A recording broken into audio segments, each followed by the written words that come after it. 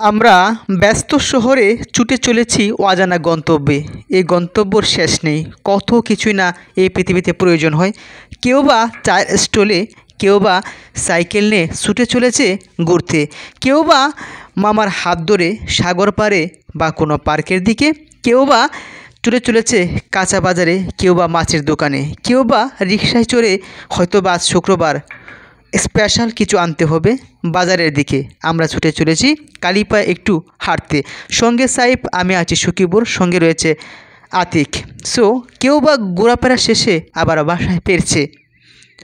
প্রথমেই বলেছি পৃথিবীটা হলো গোলাকার। ঘুরতে ঘুরতে অচেনা অজানা অনেক মানুষের সঙ্গেই দেখা হয়। যে কথাটা বলতে চাচ্ছিলাম, দেখুন আমার এই ভাইটি ফুচকা নিয়ে বসে আছে। কিছু ছোটো ছোটো ছেলেমেয়েরা তারা রাস্তার পাশে দাঁড়িয়ে আছে, কেননা দিনটা হলো শুক্রবার।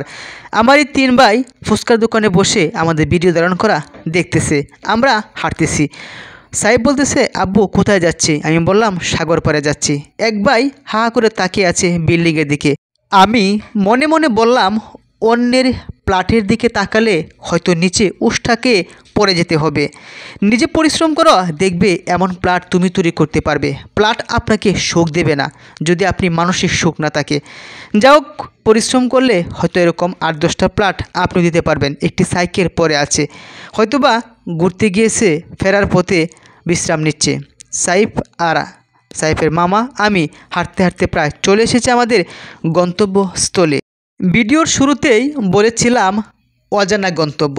প্রিয় দর্শক শ্রোতা এবং বন্ধুরা, অ্যাকচুয়ালি মূলত প্রত্যেকটা মানুষের কোনো না কোনো একটা প্ল্যান থাকে। কেউ বলে 10তলা প্লাট করব, আর কেউ বলে 2 আরা 3 আরা 3 বিঘা 4 বিঘা জমি তৈরি করব।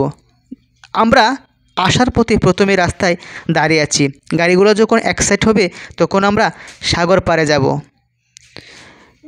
আমাদের সঙ্গে আরও কয়েকজন মানুষ দাঁড়িয়ে আছে। কেউ বা ঘোরাফেরা শেষে বাসা ফিরে যাচ্ছে, কারণ শুক্রবার 12টার পূর্বে বাসায় ফিরতে হবে। একটি সিএনজি আসলো। সিএনজি ক্রস করার পর ভাবতেছি আমরা ওপারে যাব। ওপারে কি আছে? এমনিতে চোখে পড়লো হাজার হাজার ক্রীড়াপ্রেমীদের মিলন মেলা। দেখুন তারা কিন্তু ফুটবল খেলতেছে। আমরা এপার থেকে ওপাশ পার হলাম। সাইফ হাঁটতে শুরু করলো, কেননা খোলামেলা কিছু জায়গা পেয়েছে। আর এমন খোলামেলা জায়গা পেলে কে ঘুরতে না চায়? যেহেতু একটা সপ্তাহ বদ্ধ পরিবেশে থাকে সাইফ। জাহাজটা এখন ছেড়ে দিয়েছে।